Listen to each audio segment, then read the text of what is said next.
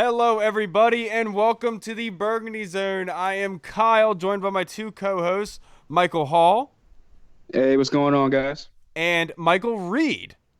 Yo, what's up? We have a great show lined up for you guys. First things first, we're going to go into the recent Redskins news, latest and breaking with Trent Williams, his developing situation. And then we're going to get into the 9-player breakdown that we have for you guys before the NFL draft. And what that entails is each of us has one player for late round, mid round, and early round, and they're just draft prospects. And so what we did is we went in and just scouted them, saw what they did on film, and gave a grade, kind of gave a player comparison and broke those players down. So that's going to be later on the show. But first things first, fellas, I want to go to Mike Hall first. The latest and greatest news: it's been speculated that Cam Newton was coming to Washington. We were wrong. It was Kyle Allen. The Redskins traded for him yesterday, sent a 5th-round pick. What's your immediate reaction, Hall? Just the immediate reaction is obviously it's a great move. What I've liked there for them to obviously they were going to release him with them bringing in PJ Walker from the XFL. So would you like to them maybe get him in free agency? Yeah, spend a little bit of that free agency money that we have. But I mean, I guess I'm okay with giving up the 5th-round pick. We got it back with the Quentin Dunbar trade, obviously, but I guess we're going to get to that a little bit later. But just as far as Kyle Allen joining the Redskins, obviously that bodes well for Dwayne Haskins, someone that can come in the quarterback room and automatically know the system, know what the coaches want, know what kind of schemes and what kind of concepts to be looking for in the defense as far as route combinations. And he can hopefully fast-track Dwayne in the playbook with this offseason in question. And, yeah, that's just my firsthand reaction to it. Yeah, and I think you're 100% right about that, Hall. The one thing being, if there's not that much of an offseason, they're not going to have that much of prep with Dwayne Haskins. And Ron Rivera in his interview yesterday said, Kyle Allen knows our offense. We've been running it for 9 years. It just makes sense to do it. Reed, what do you think about it? I love it. I think that completely answers the question that many Redskins fans have had for weeks, months, really, is who's going to be the backup quarterback, especially after K signed with Cleveland. Right. You bring in a guy who's young, who knows the system, who could start if you needed it to. And this basically says that Dwayne is the starter. Rivera's came out and said that, and it's only going to push him. He's still a young player, but he's not really a threat to start, but he is going to help Haskins ease along, and it's just enough competition, I think, to kind of get the best out of Haskins, but where he doesn't have to keep looking over his shoulder. I love it. I like that move a lot. Yeah, and you're 100% right, because the one word that Rivera used in his conference call with the radio station was competition, compete. That's what Kyle Allen is bringing to the table. And look, everyone can complain and sit here and talk about the Redskins aren't making these big free agency moves and they're not making these big splashy moves. But the fact being is, every move that Ron Rivera has made thus far has made the Redskins better. And bringing Kyle Allen into that QB room with all the money tied up with Alex Smith and letting Case Keenum walk and Colt McCoy walk and kind of having a brand new QB room, I mean, this was a slam dunk in my opinion for Ron Rivera and company. Yeah. They have basically a younger Cam Newton, obviously without the size and the speed or whatever have you, but I'm talking like mentally speaking, it's a slam dunk in my opinion because it's somebody that could not only, like you said, Hall, help Dwayne get up to speed, but also can get everyone else up to speed on the offense. It actually makes a lot of sense in my opinion. But next thing, Mike Hall, you just had gotten into it, so I'll go to you first. Your first reaction to Quentin Dunbar going to Seattle for only a 5th-rounder? Honestly, I probably think we maybe could have got like a 3rd or a 4th. The 5th was kind of like a what? But at the same time, from all the reports I was hearing, it was kind of just like Rivera was just over it, kind of just the way he was handling the whole situation. He was just like, whatever, whoever wants to make the first offer, here you go. As far as Dunbar side of things, I think it's great for him. He's a tall, lanky corner, and Pete Carroll's history in Seattle and even going back to USC is he likes tall, lanky corners that can just play zone, play cover 3 a lot. So it's great for Dunbar. And on the Redskins side of things, we get a malcontent out of the locker room, someone that didn't want to be here. I wish he would have stayed here because he would have been our number 1 going into the year. But at the end of the day, Ron Rivera said it from day one, I want guys, I want to be here, and it was clear that he didn't want to be here. Yeah, and you're absolutely right about that, Hall. The only people he followed on Twitter and Instagram, I know nobody really cares about that, but was like Williams and like Redskins Today. Nobody Yeah. that like really matters at all. Reed, what did you think about it? I think it sucks, obviously, just in the sense that you're losing a good corner, but at the same time, Dunbar can't. He hasn't been able to stay healthy in his career. He's still blossoming as a corner. I think he went to the perfect situation, like Hall said, in Seattle, where he gets to play on that defense and kind of try to help build a rejuvenated secondary that they have up there in Seattle. And he is the corner that Pete Carroll looks for. For the Redskins, it does kind of suck, like you said, getting only a fifth round in return. But if you look at it, Darius Slay, who's a little bit more accomplished, went for a third and a fifth. So getting the fifth for Dunbar right now, yeah, it's not ideal, but it is what it is. Rivera had to clean house. He had to show that he's not going to stand for this, and you're not going to rebuild the 3-13 2019 Washington Redskins in one off season anyway. You kind of got to build a foundation of players that want to be here. That's what you're seeing with those signings that Rivera is doing. He's bringing in depth players that can play multiple positions, and that can kind of lay the foundation for the house that he's going to build. Yeah, and the one thing about it, the way that I can kind of come to grips with it is the fact that Quinton Dunbar went for the same price tag as a first-year quarterback, and those have a very hefty price tag, and so it kind of shows that Quinton Dunbar did have value, but that's as much as he had, and people have unrealistic expectations for what players are worth, really, because we really don't know, and now you're seeing there wasn't really anything in return for Ron Rivera and the Redskins when you think about it, because this is a guy who didn't want to be here. He was only making $1.5 million against the cap this year, but he was looking for a new deal. He was going to walk at the end of the season anyway. So you might as well get some for him. And basically, you can sit here and say that Kyle Allen and Quinton Dunbar were linked, and the Redskins essentially moved 14 spots behind to get rid of Quinton Dunbar and to add Kyle Allen. So I think it's a slam dunk, in my opinion, for both. It makes a lot of sense. Now, there has been some new recent news with the free agency aspect. The Redskins continue to go bottom of the barrel, get depth guys, which I completely understand. So, Reed, I want to go to you first. Cody Lattimore, Peyton Barber, and Richard Rodgers. Which of these three free agents do you think is going to have the biggest impact this season? Honestly, I really don't think any of them are really going to have much of an impact. I think Peyton Barber being signed after we signed J.D. McKissick, already having Adrian Peterson, Bryce Love, and Darius Geis. Yeah, Peyton Barber's been the lead back in the past. Back in Tampa 2 years ago in 2018, he was their leading rusher. But the odds aren't really looking in his favor. But I understand why they brought him in. Competition is never a bad thing. Same with Cody Lattimore. He has good experience with some okay teams.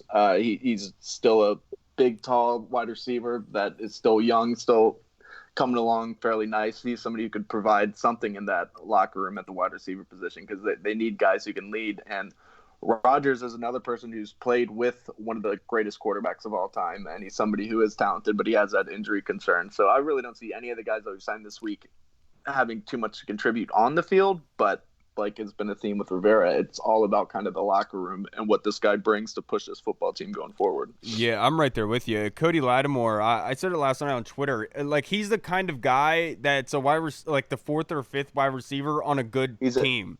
Right, so, he's an excellent special teams player. Right, and so it makes a lot of sense. And to me, it almost seems like Ron Rivera is making good moves to make the Redskins a good team overall. This is something that we're not used to. It's now going to take a couple years before we can start actually building the team and signing all these big name free agents like people want. Right, and that's the one thing I wanted to say. Thank you for reminding me. Hall, I'll get to your opinion in just a second. I promise I won't forget about you. But just like people like to stop freaking out, because I kind of look at it as a good sign for the Redskins, because it is. If Ron Rivera was going out and he was buying a bunch of these starters all over free agency like the Redskins have done in the past, then that'd be never worked out. That would be sending a message to the young guys in the football team saying, I don't believe I can win with you. The fact that he is going out and getting bottom dwellers tells me he likes the nucleus here. He knows that they have a foundation here and a good team that they can win with. They just got to get some depth behind them in case of injuries. And that's what I'm saying. I see it as a positive. Right, and that's one thing that Ron Rivera said. I'm sorry, I'll get back to you 1 second. Sorry for cutting you off, but that's one thing that Ron Rivera said since he came here, is that they wanted to identify their key players that they already have that they want to build around, and then they want to take it from there. So they want to see what happens when they give Terry McLaurin and some of these guys the opportunity to be the guy on the team and just kind of take it from there. Yeah, you're absolutely right. Now, Hall, what do you think about these three, especially the Richard Rodgers signing? Yeah, I was just gonna say, like, definitely Cody Lattimore. I was just gonna double down what you say. He's like the fourth or fifth receiver on most teams with a good wide receiver depth. But he's definitely a great special teams contributor, and I could definitely see him contributing to special teams. But just by default, because the position right now is just so weak, I would probably go with Dickie Rogers, just because, like I said, he has more experience than Logan Thomas. He's a better pass catcher at this point. Maybe it's a bigger position in need too, right? Yeah, he's a better pass catcher at this point if he can stay healthy than Logan Thomas. I think Logan Thomas is probably the better blocker at this point. Yeah. But just by default, because the position right now is so weak, I would probably say Richard Rodgers. Yeah, and look, we can't forget about my boy Logan Thomas here. He actually outshined T.J. Hawkinson last year with Detroit. I mean, I was watching some of his film, and he was actually popping off a little bit. He made some plays when you go back and really watch some of those highlights where you're just like, damn, he was a former quarterback who just learned how to play tight end. Okay, yeah, and I see that. He's got the potential. There's a reason that they identified him, and I was talking to a few Detroit fans who said that he really emerged. He was their number 3 tight end, but really kind of emerged as their number 2 and somebody that they actually really liked having on the field. Yeah, and I've said this for years and years. The Hokies, Virginia Tech, they really struggle at grooming quarterbacks and making quarterbacks really good. They've never really been able to do it ever since Boomer Esiason and Michael Vick. I mean, even Michael Vick wasn't that good of a quarterback once he got to the NFL. But it just shows you he was such an athletic specimen. It was almost like I swear when Logan Thomas, when he was announced as the starter when he was a sophomore, I remember thinking to myself, he's going to be a top 5 pick in the NFL. Like his size, he reminded me of Big Ben in a way. He had a cannon. It's just the Hokies cannot groom quarterbacks, and I'm glad that Logan Thomas is brought here because he is an athletic specimen. He's a big boy, and coming from Virginia Tech, that is a pro-style offense. It was an easy transition for him, and that's why I think this makes the most sense is Logan Thomas and Richard Rodgers, because they kind of give you both the best of both worlds, in my opinion. Yeah, no, I agree. All right, now, so look, we've gone through the free agency, and the one thing I wanted to leave everyone with is calm down. Ron Rivera's got this. Let the scouting department do their thing. They have a college-style and an NFL-style scouting department. Let them do their business. They've done a good job. There's a good team here in Washington that they're building on. Now, speaking on building, let's start talking some NFL draft, baby. We are not that far away, and the coronavirus may stop the draft being live, but it will not stop us from talking about it. All right, so we have the 9-player breakdown, and what we're going to start with is the late-round guys, the late-round prospects that are projected right now. We picked a couple days ago who we wanted to go with. I released it on Twitter. So the first one I want to go with is Michael Reed. He had Adam Trautman as his late-round pick, if I'm not mistaken. Is that right? Which doesn't make any sense to me, Reed. Well, no, yeah, I picked 2 mid-round guys for my late round, and but that's just because why not? Actually, I had Prince Tega Wanogho going in the later rounds as opposed because the tackle depth. So I'll start off with him, and I'll go Trautman next. But Prince Tega Wanogho, it's pronounced Tega Wanogho. I'm sorry. He's an offensive tackle from Auburn. He's 6'5", 308 pounds. He has 33.5-inch arms. He's very, very athletic for the position. He has the body that you want. He has everything that you need out of a possible left tackle. He's just still learning the game. He only played 1 year in high school, so he's still coming along. Started at a major program. He's got rare recovery ability. With the right coaching, he can definitely grow into a starting left tackle. He has good bend. He's a former basketball player and soccer player. He has very good range. He's active hands. He's flexible at the hips and the ankles, especially early against the bull rush. But he's still learning the position, like I said, so his weaknesses are kind of his experience. He's inconsistent in the run game right now with his hand placement. He has short arms for a big frame. He's a bigger player, and he still has only 33.5-inch arms. That's shorter than Adam Trautman. Wow. He still needs to get stronger, I think, in his upper body and improve on his strength to snatch and secure to the defender. I kind of compare him to a Caleb Barnes type of player with somebody, or maybe somebody who can come in, kind of learn the position for a couple years and then take over at tackle, but he's bigger. He has everything you want. He just has to put it together between the years. And I like that a lot. And look, tackle is a position that we are going to be breaking down probably every single week going into the draft because there's so many of them in this draft coming up. And I love that. Thank you so much, Mike Reed. Now, Hall, let's go to you. Look, if I butcher his name, I'm sorry, but Assange Bassey, is that right? Hall, what is your breakdown of him? Yeah, Assange, Bassey, one of those two. Yeah, but he's a cornerback from Wake Forest. He's projected between a 6th to 7th round pick, maybe even go undrafted, but definitely probably get picked up as an undrafted free agent. He's 5'10", 191 pounds. He ran a 4.46 40 at the combine, which is pretty good speed at a cornerback. My comparison to him is a lesser Jimmy Moreland, in my opinion. In the run game, his size kind of goes against him. He gets run over a lot by like running backs, which is obviously you got to be able to play the run in the NFL. And against bigger wide receivers, he tends to pretty much just get out physical and outsized, especially in the red zone. A lot of 50-50 balls, he'll lose on those just because of his size. But his strengths are he's a great route anticipator, meaning that he can read the scheme off the at the snap of the ball and pretty much jump any shorter hitches, slant stuff like that. And he has great short area athleticism, and he's great as a off man defender, meaning like great sitting in the zone, and he understands like a lot of zone concepts. And he has great fluid hips, which definitely bodes well with a lot of the quicker wide receivers in the NFL because he would be the inside slot corner, obviously because of his size in the NFL. But he also gets beat a lot on double moves, which is obviously you got to work on that going forward. But yeah, definitely Assange Bassey could definitely be an asset on a practice squad or a 4th or 5th cornerback on someone's team. And look, corner is something the Redskins need, and most likely they won't be able to make a play on it until late rounds. So Assange Bassey might actually be a real possibility for the Redskins. Now, my late rounder was Ezra Cleveland, a tackle from Boise State, 6'6", 310, ran a 4.93 40, which is about average. Put 30 reps on the bench, which is kind of explaining who Ezra is. A lazy guy. I hate to say that, but he's lackadaisical, and my player comp to him is not indication of Joe Thomas, but that's what I compared him to. He's a lazy Joe Thomas. He's naturally very strong, has great hands, is able to grab onto the defender.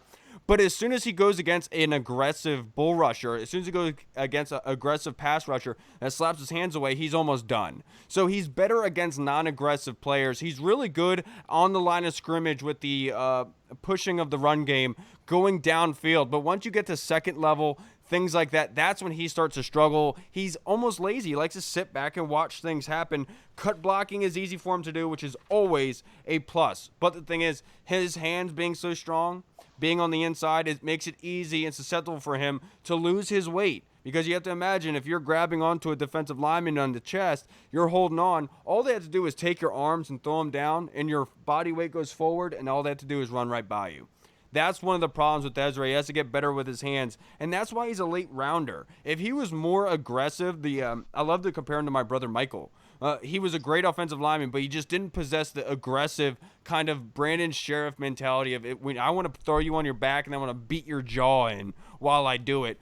He doesn't have that tenacity with him. And I think he's a perfect guard. He's good at pass blocking on the outside, but he's easily beat on the inside. I think that he's better in the NFL going against a freak of nature. He's going to be going against transition to guard will probably be better for him, and I do like him as a 6th to 7th rounder because he could be a good backup and a possible starter once he bulks up and gets stronger in his lower base. So I really like him there. Todd. No, we talk about Ezra Cleveland. Ezra Cleveland. No, I do love Ezra Cleveland. I think Ezra Cleveland's going to end up being like a 2nd, 3rd round pick. You think so? He's going to jump that high. He blew up the combine, man. He tore it up. The one thing that's weird about him, though, is you're completely 100% right. I think that teams will get too infatuated with his athletic traits as opposed to what he actually put out on film. Right. One thing that freaks me out about him is he's, 6'6", 320 something around there, and he has 9-inch hands. His hands are the same size as Joe Burrow, which they say is small for a quarterback. He has Whopper Jr. hands. Yeah, and that's one of the things that like went out to me the most is because he holds on, like he has the grasp, but it's not like his hands are controlling at all times. It's just like he has that one moment and then that's it. So I appreciate that, Hall. I didn't know that. Reed, I didn't know that you looked up on Ezra Cleveland because I do like him. I do. I've looked up on everybody. This quarantine's been crazy. It's just really weird for me to go in on a guy that is naturally lackadaisical. I think I completely agree. Going under a guy like Bill Callahan, I think would make a lot of sense for him. But look, the same scouting report came out about Morgan Moses, and he actually did pretty well at right tackle. Right. So you can't write off Ezra Cleveland. He might be a diamond in the rough there. Now moving on to mid round, Mike But Reed. let's be honest though, Morgan Moses is like lazy as hell also. So like he is. There is no doubt about that. There was that one year when Moses beat out Sheriff for the right tackle position when Moses was decent. Then after that he sucked. Yeah, that was once he got that contract, it kind of fell off. Yeah, he was like, never mind. So now let's transition to the middle rounds, and we already got into it a little bit in a position that the Redskins are going to need, and this player in particular, this prospect, could very well be in play for them in the third round when they have pick 66 come up. So not 66, 70, whatever. So Mike 66. Reed, what is your breakdown of Adam Trautman? Adam Trautman is a big, fantastic pass catcher. He's 6'5". He went to Dayton, first of all. He went to a small school. That's one of the knocks against him. He's 6'5", 255 pounds. He ran a 4.8 40, put up 18 reps on the bench press, 34.5-inch vertical. Last year, he was Dayton's number one wide receiver. He had 70 catches, 916 yards, and 14 touchdowns. Players just couldn't seem to contain him, even though they knew that he was getting the ball, which that's kind of what you would expect from an NFL caliber talent playing at a small school like Dayton. So it was good to see him come in to one of the bowl games, one of the Senior Bowl games, and actually do very well against the competition. He looked like one of the best tight ends on that field. And let me see where I'm at here. Okay, yeah, he's a big, huge target for the quarterback. He gets a top speed quickly for a bigger tight end. He has an excellent frame for a tight end. You just look at him, and he looks like the next coming of like a Kittle or a Kelsey. He goes up, and he gets a 50-50 ball. He's really good at high-pointing the football. He can stem defenders out of his route breaks. He accelerates well out of his breaks. He catches through contact, natural when adjusting to the ball. He's a former basketball player with rebounding timing for high-point catches. Some of his weaknesses: he dominated opposition at a lower level. He was allowed to run wild with tons of free releases, limited route tree in Dayton's offense. He's not anything special after the catch. He needs refinement in his stance and better fire into contact, needs a lot of adjustment. The hand placement and run blockage at this stage has a lot to learn as a blocker, as he wasn't used much in that role in Dayton. I have a couple comparisons for him. I see him with the ceiling of an Austin Hooper, somebody who can kind of find the soft spot in the zone, is a little bit bigger of a tight end, and can use his length, and a floor of Gavin, or kind of like a Gavin Escobar or an Anthony Fasano, where doesn't ever really develop into that number one go-to target. But he's somebody who I would look for the Redskins to look at in the third round with their first pick. He's somebody who I think could possibly go higher. I have him as my second-ranked tight end behind Cole Kmet. Yeah, and you're absolutely right. And Adam Trautman is somebody I have kept my eye on for a while. You and I have gone back and forth about him. Right. I like him a lot, and he's jumping up draft boards. I was hearing that he could maybe even the second round that he was going to be selected in. So look, maybe that's why the Redskins are so worried about getting that trading Trent for that second rounder, because they want to go get Trautman. So now let's move on to Hall here, who changed up midway, but now he's going with Michael Pittman. Tell us about him. Yes, sir. Michael Pittman Jr., obviously the son of the Tampa Bay running back that won the Super Bowl, Michael Pittman Sr. He went Sean to Taylor spit in his face. He's a wide receiver with USC. He's 6'4", 223. He's projected around like the top of the third, mid-third round, maybe like the back of the third. But I just think that once the run of the wide receiver starts going, he'll be drafted maybe like towards the back end of the second, early third. But he's definitely a mid-rounder with potential. If there wasn't such a wide receiver like heavy draft class, he'd probably be an early second, late first rounder.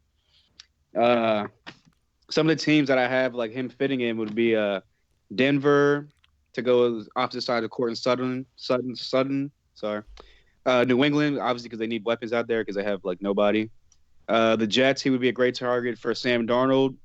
Jacksonville to go opposite with DJ Chark, and then Oakland just because they love to push the ball down the field in John Gruden's offense, and he's a great downfield receiver. In his career just based off last year, this is last year's stats, he had 101 receptions for 1,275 yards, 11 touchdowns. His strengths are he has very, very, very reliable hands. He's big, tall, he's smart. He can run every single route in the route tree. He's a great 50-50 ball receiver. In my opinion, he's a wide receiver 2 with wide receiver 1 traits. He's a possession receiver with top-notch ball skills, as in, like, and when the ball's in the air, like I said, 50-50, he's going to go get it.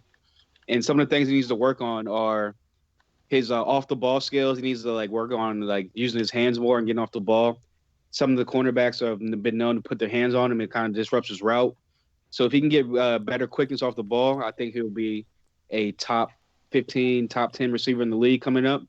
And my comparison to him was I wrote down a poor man's Mike Evans, but that sounds bad because, like, you don't want to say a poor man. But I would just say, like, a tier below Mike Evans, as in, like, Right. Mike Evans would be 1A, he'd be, like, 1C. I understand what you're saying. Nobody's thinking that you're calling Mike Evans bad. Yeah. And I like that a lot. Thanks, Hall. And my guy here is Ashtyn Davis, a safety from Cal. He's a very interesting prospect because he's kind of raw. Being out of high school, he was strictly a track star. Went to Cal, walked on, and has played since freshman year, totaling over 150 tackles during that time. He looks like 7 interceptions over it. He's a ball hawk. The problem is he's still raw. He takes bad angles at the line of scrimmage. He'll approach the line of scrimmage, and the running back will be going outside, and he won't cut off that outside angle. But at the same time, he has that idea in his head when he comes up to the line of scrimmage, going against a ball carrier. He knows to shut out the outside shoulder to move the running back in. It's just during these times of, like, intense play, I wrote down for him to take a deep breath, because he's so raw. It's not used to him. He almost feels uncomfortable at times. I really like this kid. He's going to be a mid-rounder. He's projected there. The comp I have to him is Eric Weddle, because he's a smart guy. When he's deep in center field playing free safety for this team, the ball doesn't get thrown down there. And if it does get thrown down there, he's around the football. And I'm not sure if you guys know, if you watch his tape, you'll see every single snap on defense, Ashtyn Davis, number 11, is flying around the football. He's always there. I really like this kid. The only thing is he has to go to a situation that's already built. If you plug him in right away, he's going to get picked apart. He's going to be manipulated. Quarterbacks are going to see this. He's not going to be able to be a force in the run game. If he goes to a system where he learns from a good D-back and he learns good angles and from a coach, I think he could be a very good prospect for somebody. And the Redskins should legitimately be considering this kid in the mid to late rounds because of his ability to play free safety. The ball just doesn't go deep when he's playing free safety, and that reason alone, I think the Redskins should draft him. Right. Yeah, I'd love Ashtyn Davis and Michael Pittman. Those are both players that I'd love to see in a Redskins He'd be uniform. an instant upgrade over Harmon, and he'd be a great number 2 to go with McLaurin. Right. I like him. I like him a lot, and look, in the line of scrimmage, it's fun and it's easy for him. He's all over the field, but it's that kind of tenacity there at the line of scrimmage that he's missing. He's just missing the kind of extra spark to get to the ball carrier, and over time that'll get better because he'll be able to see what's happening and feel comfortable with going with his instincts, because the kid clearly had some just by playing. Now let's go to the money round, baby. Let's go to the high rounds. Reed, I'm going to you. The number 1 prospect in this draft, Joe Burrow. Give me your breakdown. I know it's a hard one. Well, I have Joe Burrow as the number 2 prospect in this draft behind Chase Young. Number 1 quarterback, and of course quarterback's more important, so he gets pushed up to the front. That's why you see Joe Burrow going to the Bengals round 1, pick 1. But yeah, as soon as you said you were going to do this, I was just like, I got to talk about Joe Burrow. Joe Burrow, watching his tape is seriously just one of the most fun things I've ever done in my life. I swear to God, during this quarantine, it's been so exciting. It's so pathetic. But if you get a chance, just type in Joe Burrow on YouTube. Go to type in Joe Burrow every throw and watch the games against Alabama, Oklahoma, Texas, and Auburn. Those 4 games, at least multiple times per quarter, he makes a throw or a play with his legs that just drops your jaw. It's incredible. Of course, we all know about the season that he had, the best season ever for a college quarterback. Won the Heisman National Championship, 60 touchdown passes, 6 interceptions, 76.3% completion percentage, 5,671 yards. He was just ridiculous the entire season, and it really started with that Texas game. For his Strengths, he's a natural thrower of the football. He has a very natural throwing motion. He has fantastic accuracy to all levels of the field. He recognizes coverages pre-snaps and understands what a defense wants to do to him. Has some of the best pocket awareness that I've ever seen from a college quarterback. He will extend plays with his legs, yet keeps his eyes downfield to find the open man. He'll take off running if given the opportunity. He's athletic enough to pick up yards, and he's slippery in the pocket and hard to bring down. His arm is strong enough to make all the throws, doesn't have the strongest arm. He has a low number of interceptions in both years as a starter. He had a very low interception number. Just had the best season ever by a collegiate quarterback. He's a fiery leader with a passion for the game. They called him a film junkie. People at LSU were calling him a film rat. He's the first person to arrive, last to leave type, incredibly high football IQ and awareness. He's poised, knows how to fool/move defenders with his eyes. He's decisive, has good timing and anticipation. He's an excellent touch passer, has that backyard style that is the theme among the top quarterbacks in the NFL right now, but only when he needs to. He's a pocket thrower first and foremost. And then those are his strengths. So that's everything that you want in a franchise quarterback, I think. I love Joe Burrow. His weaknesses, he only had one season of really high-level production, and that was last year, of course, moving into that new offense at LSU. He has average arm strength. That's kind of nitpicking. He has more than enough to make all the throws, but you will see he doesn't have the strongest arm out there. Was it the scheme or the player? We know as soon as they got into that new offense is when he really started to shine. Or did the talent make him, or did he make the talent around him? I mean, he had 2 first-round picks at wide receiver. He had one of the top tight ends in the draft. He had the best offensive line in the country. He took some unnecessary sacks and can come across kind of as brash, kind of like a Baker Mayfield. And he has small hands for an NFL quarterback, a little bit smaller than Patrick Mahomes. I know some people say that doesn't matter, but it's not going to matter for him, and that's definitely nitpicking. But 9-inch hands for a quarterback, it's going to be kind of hard to grip the ball. For comparison, I know we talked about this. This is kind of tough. He kind of reminds me in a sense of an Aaron Rodgers without a cannon, just because he's so accurate and he can get outside of the pocket and make plays. Or like Hall said, an Alex Smith that has reached his full potential. Like Alex Smith, if Alex Smith actually grew into what he was supposed to when he was coming out. Or my last one is a way more talented Jared Goff without the autism. If Jared Goff did not have Asperger's or autism, he would be. That's what he could be like. Oh my God! And Blake Bortles is backing up Jared Goff. I love that about you. I love that from you, Reed. Great breakdown, Burrow. And the one thing, it's hard to, when you're talking about these high-ranking guys, it's almost hard to find weaknesses because of how much he's jumping off. And so I'm glad that you were able to find just something to bring on to Burrow, because it almost seems like the hype train is too much. So, Hall, let's keep it in the QB class. You want to break down Bryce Love. Tell me about him, brother. I'm actually breaking down his long-lost brother, Jordan Love. But, oh, my God. Did I say Bryce Love? Yeah. Nah, he's a quarterback, Utah State, 6'4", 224. Obviously projected first-round quarterback. He's some people have him as a third-best quarterback. Some people have him as the fourth-best quarterback behind Herbert or in front of Herbert, whichever way you look at it. He's projected right now to go to Oakland at 19 or New England at 23. Obviously, quarterbacks are a needy thing in the NFL, so someone's going to probably trade up at some point and get him before then, whether it be Oakland or New England. He'll never know. But he ran a 4.7 40 at the combine, which is pretty good for a quarterback. He's pretty athletic. He's the most natural passer of the football out of the top 4, even top 5 quarterbacks, if you want to throw Jacob Eason in there. On NFL.com, they had him compared to Blake Bortles, which at first I was like, ew, Blake Bortles. Mm-hmm. But if you looked at Blake Bortles coming out of college, it was kind of like he's mobile in the pocket. He can get outside the pocket.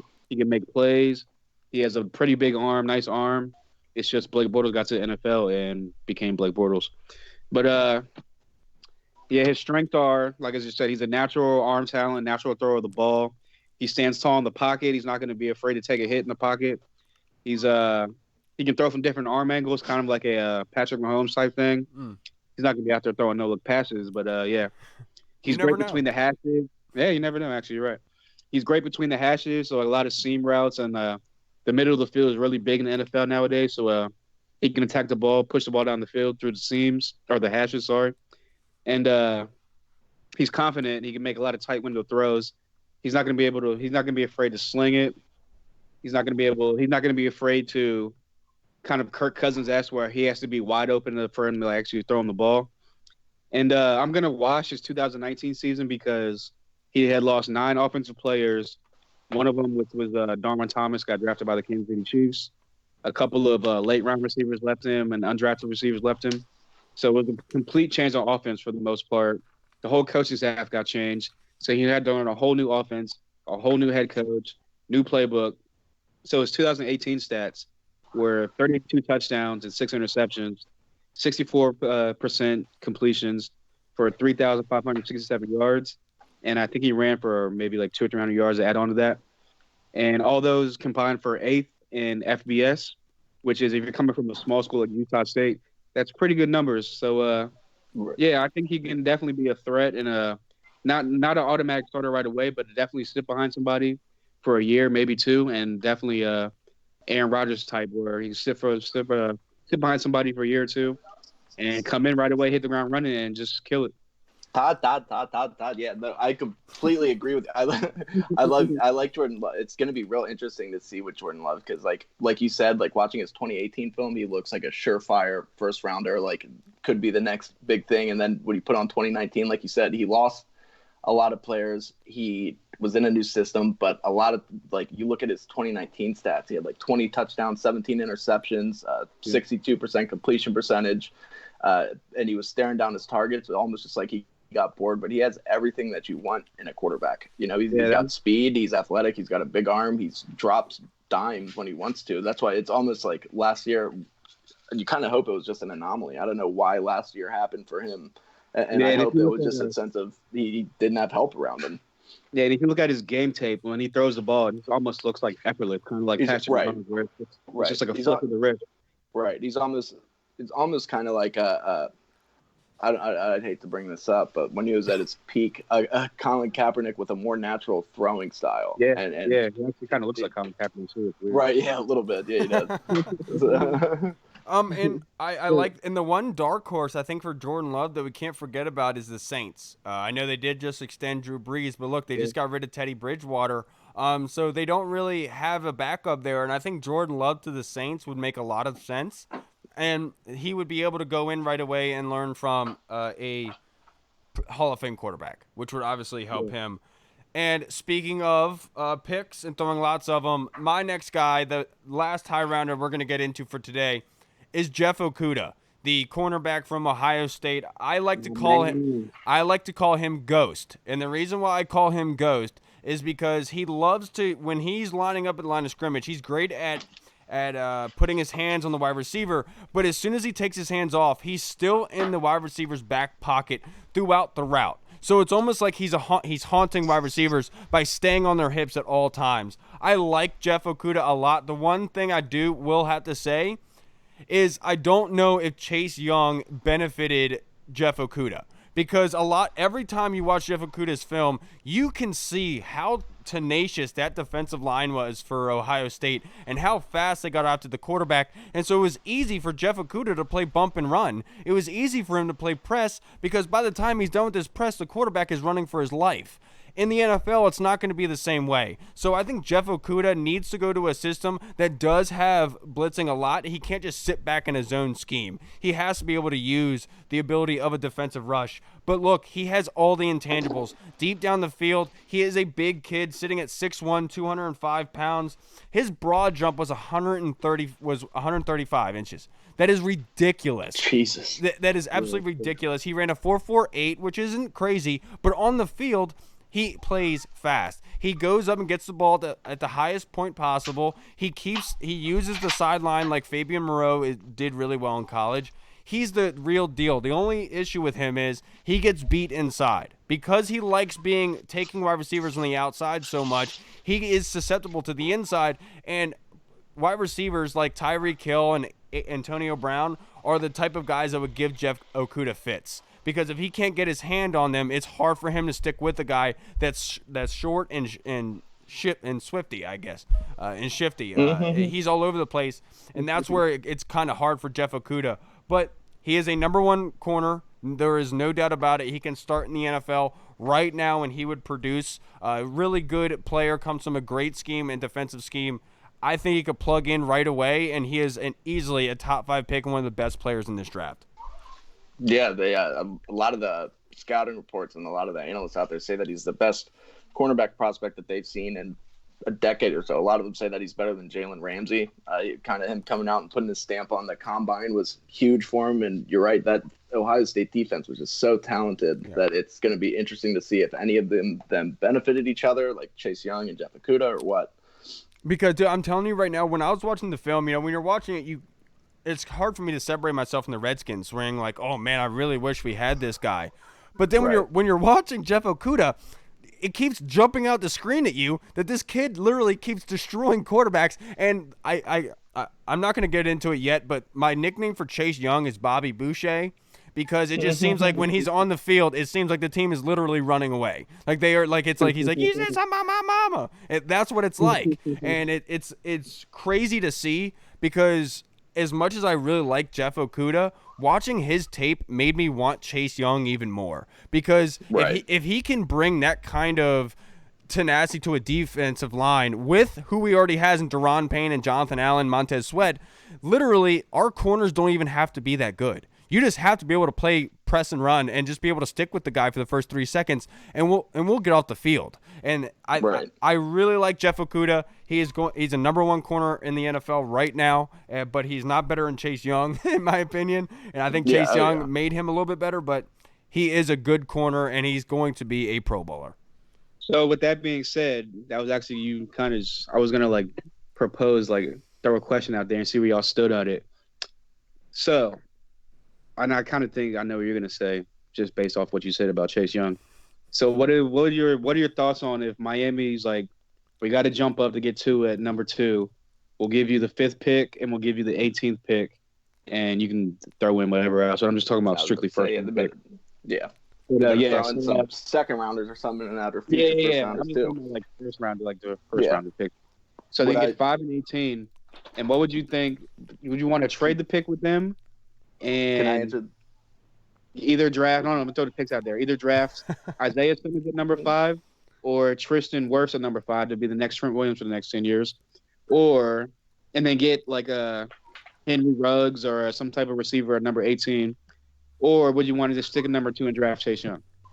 So here's if we could do that, if we could trade back, what I would more than likely do is if you trade back to 5, you're going to get either Isaiah Simmons or Jeff Okudah. So I would be 100% on board with that, and then maybe at 18 take like a Josh Jones or something, with tackle from Houston, or who knows, maybe you could go Jedrick Wills at 5, and then at 18 you could go. I think Henry Ruggs would probably be gone at that point, but you could definitely take a Justin Jefferson or somebody and fill the tackle wide receiver, or you could go cornerback tackle somewhere in that. So as long as they got the right amount of picks, if they got 2 first rounders this year and then plus extra compensation, as much as I want Chase Young, we have so many holes that I would almost be, and you're still getting an elite prospect at 5, I would be okay with it.